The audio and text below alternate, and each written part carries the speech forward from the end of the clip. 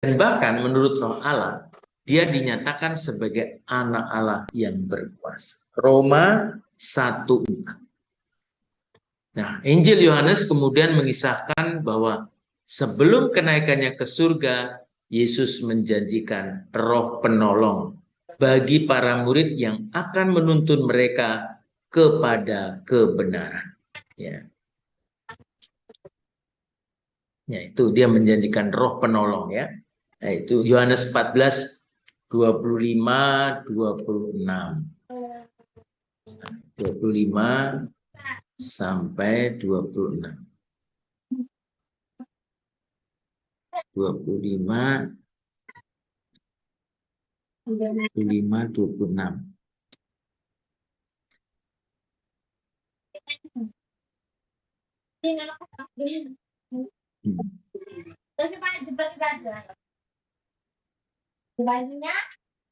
Oke.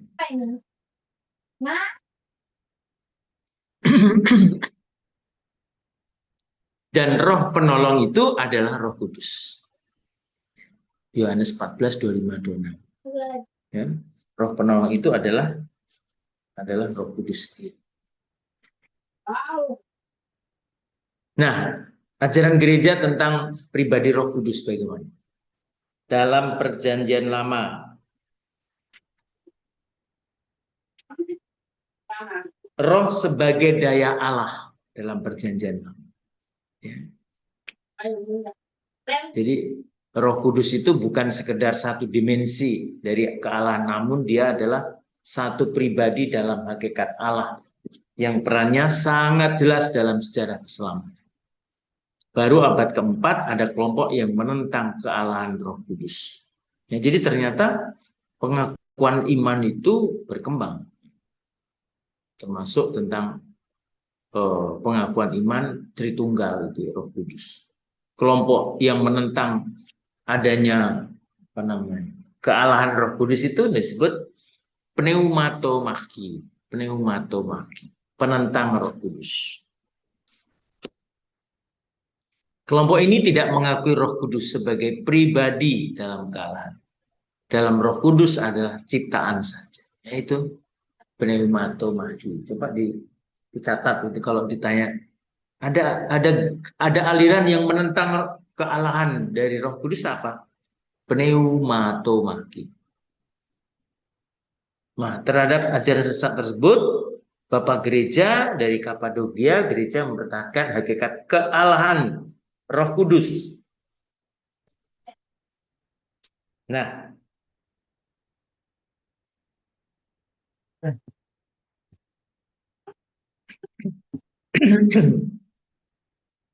tadi kan saya katakan pneuma itu roh, ya.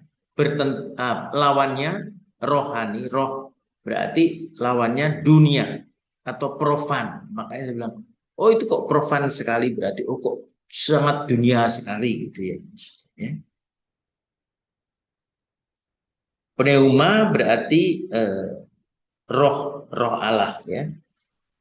Orang membayangkan energi di belakangnya, pneuma itu. Daya hidup, ada daya hidup. Makanya kalau orang pernah bilang sama saya, mengatakan begini, Romo kok apa ya, awet muda, Romo kok semangat, Romo wah baterainya ini kuat begitu ya. Padahal saya biasa aja, memang saya senang aktif sana, aktif sini, aktif sana, sini. Jadi banyak kegiatan. Kalau saya hitung-hitung itu mungkin SK atau tugas saya bisa jadi sampai 6 atau 7. Mulai dari ngajar, di paroki, di tribunal perkawinan, di FKUB, di karismatik, di Unio, di ME, di komunitas bisnis, di Pancaran Kasih Bunda, ini di yayasan, banyak sekali. Jadi tiap malam itu pasti pertemuan, ini atur waktu supaya bisa semua. Nah, kalau kita memiliki Roh Kudus berarti memiliki daya hidup. Daya hidup, hidup kekuatan, itu penting. Kalau Anda loyo, Anda tidak memiliki daya hidup, tidak ada roh di dalamnya, ya, tidak ada. Orang yang memiliki daya hidup yang elementer, kekuatan alami dapat dialami baik sebagai zat maupun sebagai peristiwa, baik dalam bertiupnya angin maupun dalam menghirup dan menghembuskan nafas. Dari situlah muncul berbagai arti dalam makro dan mikrokosmos. Itu.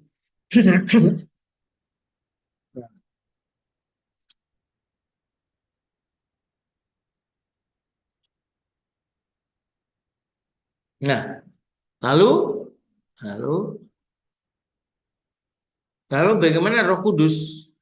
Roh Kudus menurut Santo Basilius mendasari argumentasinya pada rumusan ini dengan rumusan pembaptisan. Aku membaptis kamu dalam nama Bapa, Putra, dan Roh Kudus. Jelas dinyatakan bahwa Roh Kudus juga Allah seperti Bapa dan Putra.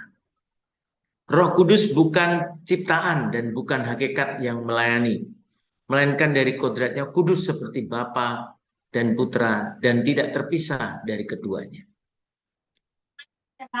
Roh Kudus tidak terpisahkan dari Bapa dan Putra. Roh Kudus tidak diciptakan atau tercipta, melainkan roh kebenaran yang berasal dari Bapa. Roh itu tidak tercipta dari Allah. Nah, makanya kredo dari Konsili Konstantinopel ya, menghasilkan rumusan yang panjang itu.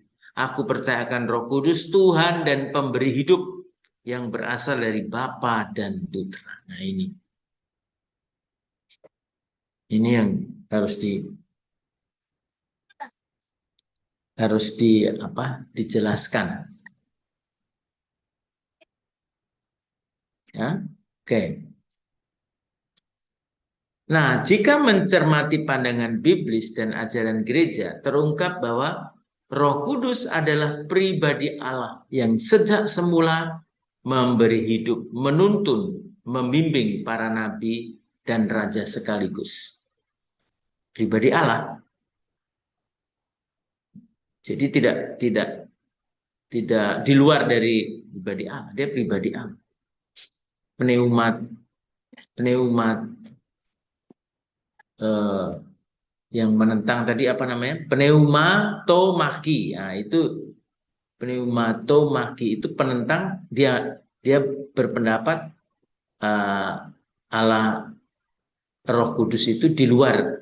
Nah, Roh Kudus itu bukan Allah, jadi di luar pribadi. Tapi Konsili Konstantinopel menghasilkan rumusan Roh Kudus juga pemberi hidup yang berasal dari Bapa dan Putra. Jika mencermati pandangan biblis dan ajaran gereja, terungkap bahwa Roh Kudus adalah pribadi Allah yang sejak semula memberi hidup, menuntun, membimbing para nabi dan raja sekaligus. Maka dalam Injil Yohanes menyebut Roh Kudus sebagai penolong. Ya. Dan pada perjamuan terakhir, Yesus menjanjikan akan mengutus seorang penolong. Yohanes 14 ayat 16. Tuh.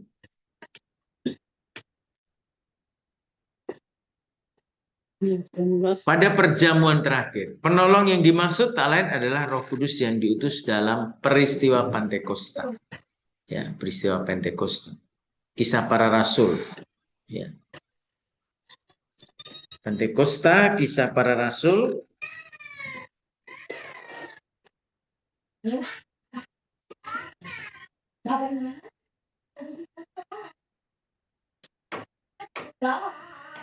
Kisah para Rasul bab 2 ayat 1 sampai 11. Di mana Roh Kudus turun kepada murid-muridnya, ya. Kisah para Rasul 2 1 sampai 11. Sebagai penolong, Roh Kudus membantu para rasul dalam karya perutusan mereka. Karya perutusan mereka. Dengan mengajarkan segala sesuatu kepadamu dan mengingatkan semua yang telah kukatakan kepadamu. Maka sebagai penolong, Roh Kudus melaksanakan karya berikut. Nah, ini pertama, membuat manusia percaya. Kedua, mempersatukan umat yang percaya kepada Kristus dalam Islam. Ketiga, mengaruniakan rupa karisma. Keempat, mendorong gereja mewartakan memberi kesaksian. Kelima, membaharui gereja dan muka bumi. Nah, ini.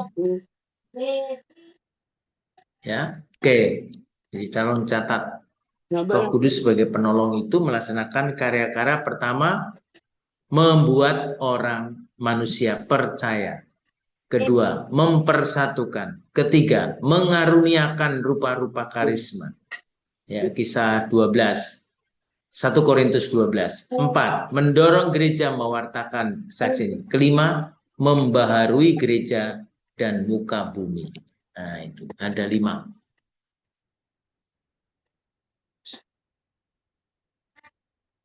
Nah, ketiga pribadi itu berbeda, Allah Bapa, Putra, dan Roh Kudus. KGK, Katekisme Gereja Katolik 254, melukiskan perbedaan itu. Ketiga pribadi ilahi berbeda secara real satu dengan yang lain. Allah yang satu bukanlah seakan sendirian. Bapa, Putra, dan Roh Kudus bukanlah hanya nama-nama yang menyatakan cara-cara berada berbeda dari hakikat ilahi. Jadi satu sama lain bukan sendiri-sendiri ya, tetapi menyatakan mereka satu di dalam kesatuan dalam hakikat ilahi. Jadi perbedaannya membentuk identitas pribadi, tetapi hakikatnya ilahi. Ya. Bapa identitas yang memiliki keilahian. Putra dan mengebuskan Roh Kudus, identitas pribadi sebagai dia yang lahir dari Bapa. Memiliki hakikat ilahi karena menerimanya secara lengkap. Roh Kudus identitas pribadi sehingga dia mengembuskan oleh Bapa dan Putra. Memiliki hakikat ilahi karena ia menerimanya dari Bapa dan Putra. Jadi Roh Kudus itu hakikatnya keilahiannya menerima dari Bapa dan Putra. Perbedaannya identitas pribadinya yang berbeda, relasinya sangat erat. Ketiga pribadi itu berhubungan satu dengan lain karena perbedaan real antara pribadi tidak mungkin membagi kesatuan ilahi. Ini. Jadi perbedaan dalam kepribadian ilahi tidak sama sekali menembus perpisahan di antara mereka. Nah ini ya. Jadi kesatuan itu utuh. Pribadinya justru tersambung secara kekal. Membentuk persekutuan ilahi komunitas Tritunggal. Nah ini harus pelan-pelan memahaminya ya. Coba dibaca baik-baik. Perbedaan dalam kepribadian ilahi sama sekali tidak menembus perpisahan atau perbedaan, ya, pemisahan di antara Allah Bapa, Putra, dan Roh Kudus. Pribadi itu justru terselubung secara kekal dan membentuk persekutuan. Maka dalam komunitas mereka berada satu dengan yang lain, satu dari yang lain dan satu untuk yang lain. Ya, satu dengan yang lain, dari yang lain, dan satu untuk yang lain. Jadi ketiga pribadi ilah itu dalam satu relasi perikoresis. Waduh, ini ya istilahnya perikoresis. Satu pribadi mengandung dua pribadi yang lain. Setiap pribadi diresapi oleh yang lain. Sehingga saling resap, meresap, timbal balik. Dinamis. Jadi setiap pribadi Allah Tritunggal itu representasi sempurna dari pribadi ilahi lainnya. Ya. Jangan. Jangan, nanti dia menangis.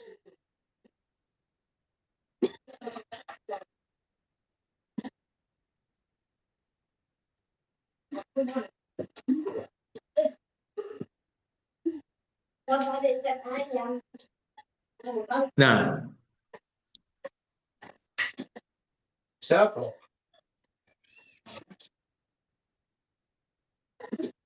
Nah, kalau kita lihat setiap pribadi ilahi adalah representasi sempurna dari pribadi lainnya, maka kesatuan itu sempurna. Jadi meskipun pribadinya berbeda, namun saling meresap itu perikoresis sehingga tidak bisa dipisahkan. Susah itu, misteri juga.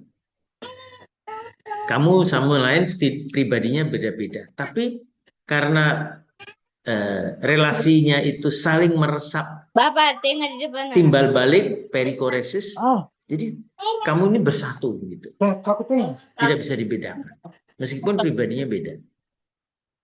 Nah, itulah yang membedakan juga kalau tindakan tersebut khas bagi pribadi tertentu seperti penciptaan menjadi kekasan Allah Bapa, penebusan menjadi kekasan Putra, dan pengudusan menjadi kekasan Roh Kudus. Ini Bapa mencipta, Putra menebus, Roh Kudus menguduskan, penolong. Putra itu adalah penebus dan pengudusan, Roh Kudus itu penolong. Perikoresis. Selalu dikatakan bahwa Allah adalah kasih. Berarti Allah Tritunggal adalah kasih. Dalam kehidupan batin Allah Putra dapat membalas kasih Allah Bapa dengan memberikan derajat kasih yang sama dengan Allah Bapa. Hubungan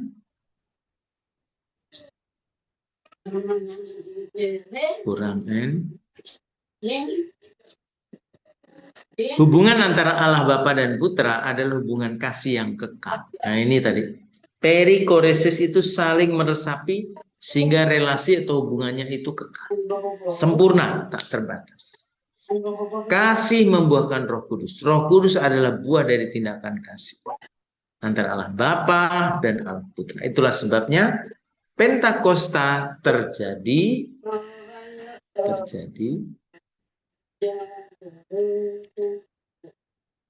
setelah Yesus wafat di kayu salib. Bapa mengasihi putranya dan putranya menunjukkan kasihnya dengan sempurna di kayu salib. Jadi kalau kita perhatikan, salib itu adalah bentuk wujud tindakan kasih Allah.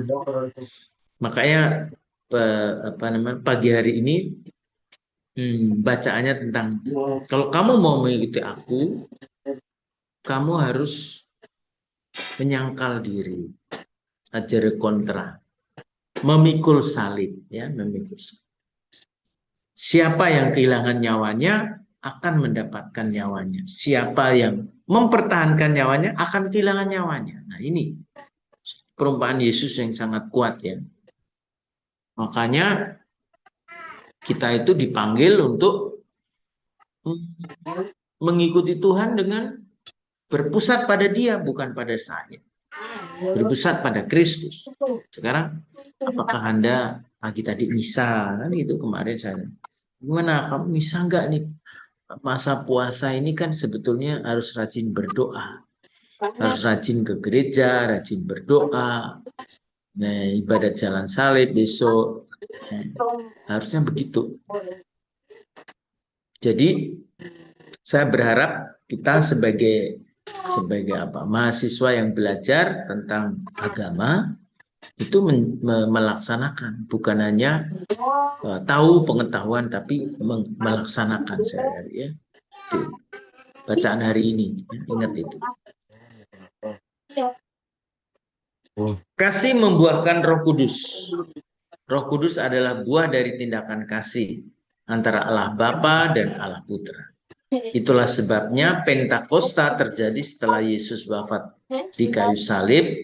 Bapa mengasihi putranya dan putranya menunjuk kasihnya dengan sempurna di kayu salib. Buah pertukaran kasih yang mengorbankan diri inilah yang menghasilkan Roh Kudus. Ya. Pertukaran kasih. Jadi kalau begitu wafat Yesus itu tindakan kasih Allah dan kasih Yesus kepada Allah secara sempurna. Nah, pertukaran kasih itu yang mengorbankan diri Yesus menghasilkan Roh Kudus, menghasilkan Roh Kudus.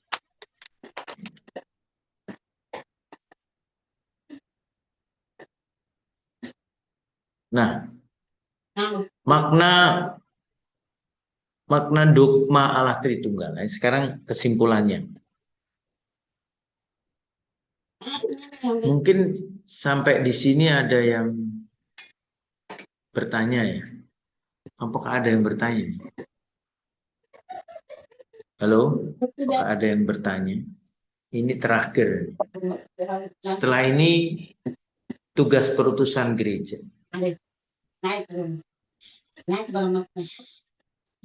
Saya stop dulu biar kita lihat. Oke. Ada pertanyaan sambil minum? Romo saya Romo. Ya, Ignas. Kalau apa bahasa roh dalam sudut pandang gereja Katolik itu seperti apa, Romo? Nah, di apa namanya Alkitab terjemahan baru yang kedua itu bukan bahasa roh tetapi bahasa lidah. Bahasa roh itu, bahasa lidah itu adalah doa. Jadi doa. Itu bahasa setiap orang yang berdoa kepada Allah. Itu. Jadi kita nggak ngerti juga apa dia ngomong apa namanya, berdengung kadang-kadang. Kadang juga tidak jelas, hanya bersenandung saja. Itu menurut saya itu doa, singing the spirit, singing of the spirit, nyanyian Roh Kudus. Dan itu memang menurut saya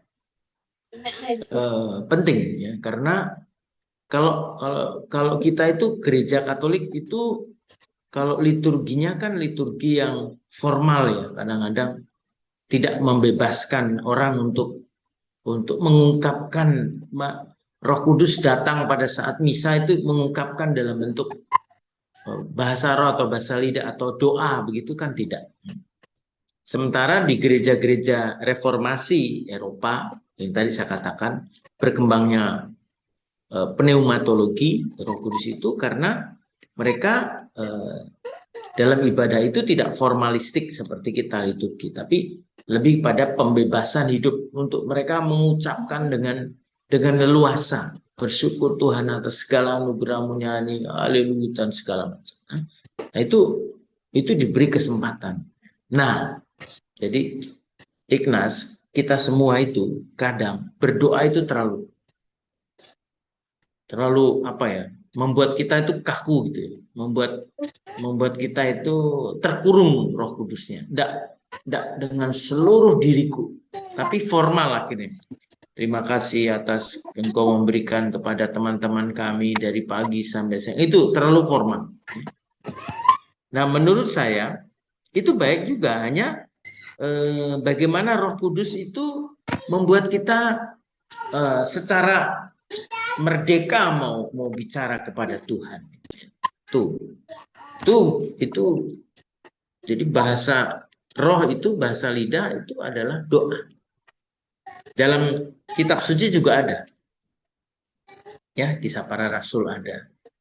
Terutama Santo Paulus tulis banyak. Nah, itu. Oke? Dipahami. Terima kasih. Ada lagi?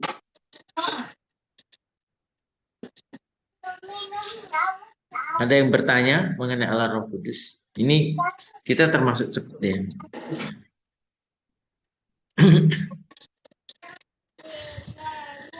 Kita ujian tengah semester kapan ya? Maret atau April?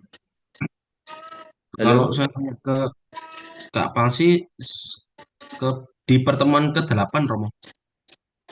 Sekarang kita pertemuan keberapa kita nih? Kita sudah 7. ke-7. Berarti minggu depan gitu. Iya, kalau ikut ininya berarti minggu depan. Oh. Halo, minggu depan. Oke. Nanti mungkin minggu depan saya masih ngajar sedikit. Terus karena mungkin pas hari tertentu saya nggak bisa mengajar, mungkin ujian tengah semester. Maka saya itu minggu berikutnya tanggal 20 Maret itu mungkin ujian tengah semester karena malamnya saya mengajar di Katolisitas. Di Katolisitas. Jadi jam 8 sampai jam berapa itu. Jadi kalau saya ngajar sekarang lalu ngajar lagi lumayan capek itu. Ya, mungkin saya break nggak mengajar tanggal 20 tapi supaya malamnya saya khusus tentang pembaptis sakramen baptis. Tuh. Sehingga 27 Maret masih mengajar, lalu April itu pasca kita libur beberapa hari, Mei ujian akhir ya. Oke. Baik, jadi minggu depan masih. Ini yang ke-7 minggu depan lagi. Ya.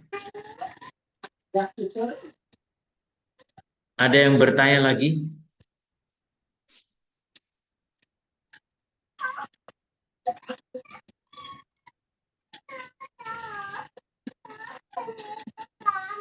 Ada yang bertanya tentang Sedikit Kak Romo.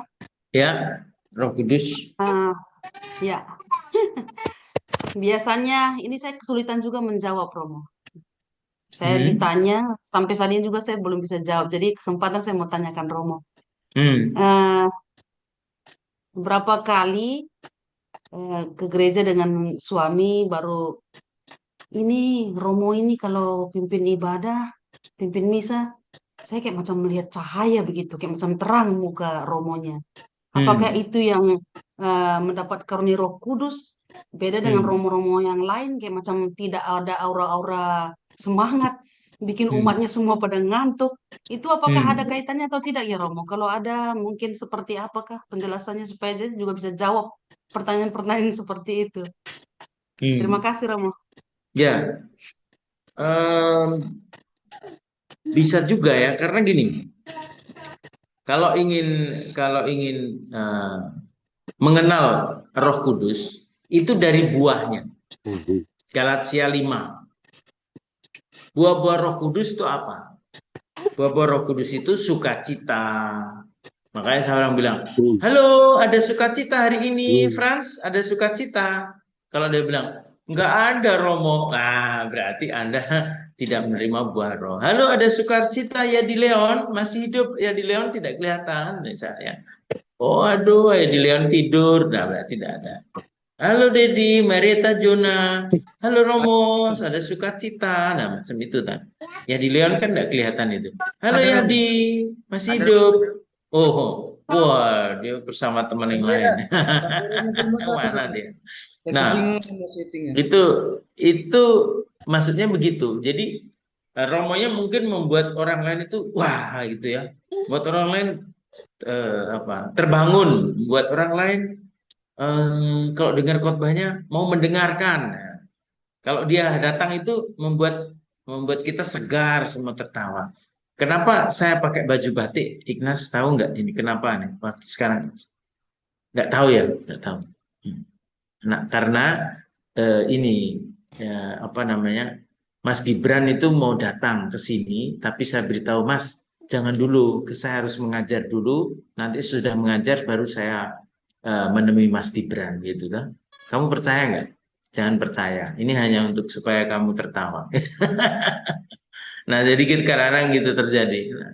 Nah, maksud saya itu adalah orang yang membuat orang lain bersukacita, penuh dengan kegembiraan, ada kesabaran, juga ada tanggung jawab, ada pengampunan, ada lemah lembut dan segala macam, itu adalah orang yang menerima Roh Kudus dan menghasilkan buah-buah Roh Kudus. Makanya misalnya Irma dengan suami, oh hari ini kok terasa kita mengalami sukacita, kita mengalami kasih sayang dari suami, dari istri, terus ekaristinya membuat kita semangat. Kok hari ini enggak ya? Kok ini lesu, tidak ini. Bisa jadi itu tidak. Karena dari situlah kita mengenal Roh Kudus, dari buah-buahnya, dari buahnya. Begitu Irma. Terima kasih Romo. Ya, jelas ya. Oh, jadi sudah kelihatan dia. Oke, nah ada lagi? Katanya Romo.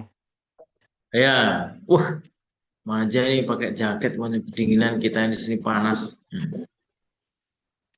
Romo, apa namanya? Kalau keselamatan itu apa namanya? Adalah karya Allah melalui Yesus. Tanya apa? Diam. Kalau keselamatan itu adalah karya Allah melalui Yesus Kristus, lalu peran Roh Kudusnya di mana, Romo? Dalam keselamatan itu. Allah Bapa, Putra dan Roh Kudus itu saling meresapi. Saling meresapi. Relasinya begitu kuat, kuasa Allah di dalamnya. Maka apa yang dibuat oleh Allah Bapa, Allah Roh Kudus ada di dalamnya. Apa yang dilakukan oleh Allah Putra Kristus, Roh Kudus ada di dalam. Dan Roh Kudus berkarya, Roh Allah Bapa dan Putra ikut di dalam. Sehingga tidak bisa dipisah-pisah.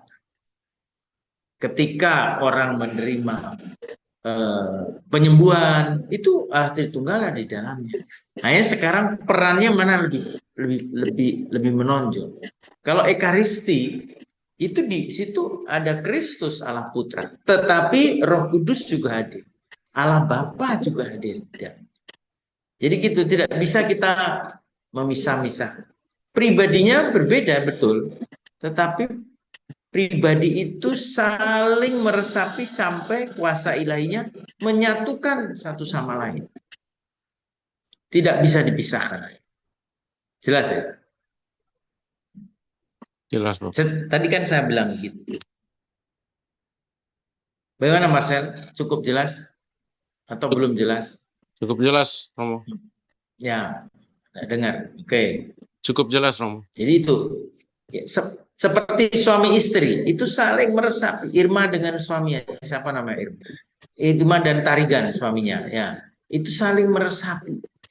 Sampai wajahnya Irma dan Tarigan itu menyatu. Nggak bisa dibilang, kamu lama-lama seperti mirip. Karena cintanya itu menyatu, ya.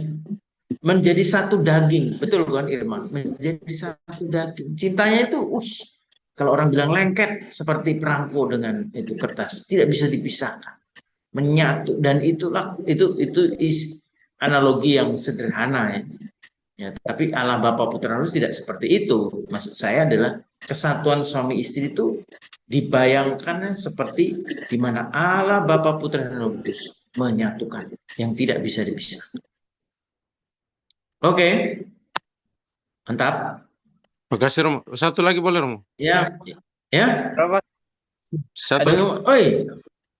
Oh. Ini Frans mau tanya atau Marcel? Frans dulu. Itu temen Suljim dulu. Gimana? Apa Marcel?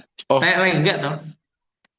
Ini Romo, terkait dengan apa nih, klaim bahwa ada klaim bahwa ini orang yang berbicara bahasa roh itu dia memiliki Roh Kudus, sedangkan yang tidak berbicara bahasa roh itu sepertinya tidak memiliki Roh Kudus. Itu bagaimana menjelaskan? Nah, salah, bukan begitu.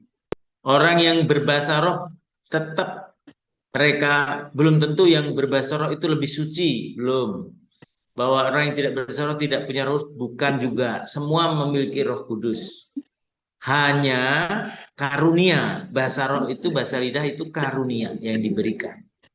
Bukan, jadi orang berdoa, Tidak semua orang diberi bahasa lidah itu, tidak semua orang diberi. Ya, itu. Oke? Frans. Saya Romo. Ya, Frans. Aduh, mohon maaf Romo, mungkin ini agak apa nih. Saya hanya Ya. bertanya soal ini yang Roh Kudus nih Romo. Kan kalau Ya. dari apa kitab suci itu kan bahwa Yesus itu mengatakan bahwa nanti dia akan mengutus penghibur itu, yaitu Roh Kudus itu Romo. Itu kan zaman berarti setelah Yesus ada Romo, artinya begitu. Ya. Saya mau tanya Romo, ini Roh Kudus nih berarti orang-orang yang sebelum Yesus ada itu mereka tidak merasakan Roh Kudus ya Romo, kehadiran Roh Kudus. Orang-orang sebelum apa? Yesus. Ya, sebelum zaman Yesus Romo. Nah, oke. Kan nabi-nabi kan diutus juga dibimbing oleh Roh Kudus. Nabi-nabi. Tadi kan saya katakan dalam perjanjian lama. Nabi-nabi juga dibimbing kebijaksanaan Raja Daud, ya toh, Samuel, Yesaya, itu dituntun oleh Roh Kudus. Tetap dibimbing oleh Roh Kudus. Bukannya, tapi dia gini, dia tidak, kalau Kristus mengutus Roh Kudus bukan berarti Roh Kudus tidak ada sebelumnya. Nah, Kristus mengutus Roh Kudus karena apa? Dia kan naik ke surga, meninggalkan murid-muridnya. Maka diutuslah seorang penolong, Parakletos, yaitu Roh Kudus. Kalau begitu sebelum Kristus, para nabi tetap dalam perjanjian lama, kan saya bilang roh dalam perjanjian lama tetap menyertai, misalnya para hakim.